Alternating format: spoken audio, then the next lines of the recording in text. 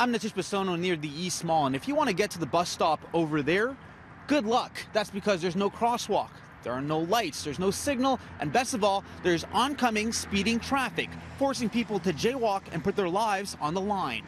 If you're trying to get to and from the bus stop on the East Mall at West Deane Park Drive, cross at your own risk. That's because TTC riders are taking a risk without a crosswalk, signals, or signs to help them get to either side, making this a potentially dangerous stop. It's only sometimes it's bad when it's the snow and the ice and they don't keep it up or whatnot.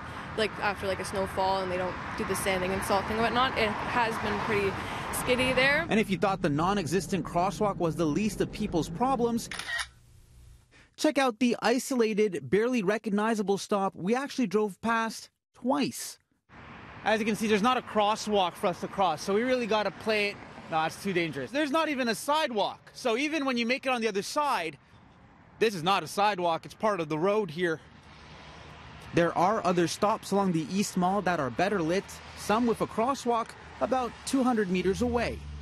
Now, once you've managed to make your way across this very busy road that doesn't have a crosswalk and you manage to find your footing on this slope that's not a sidewalk, you end up here on the bus stop. And you know what? By all accounts, it's not the largest surface. In fact, if we were to measure right here, it's only about 3 feet wide.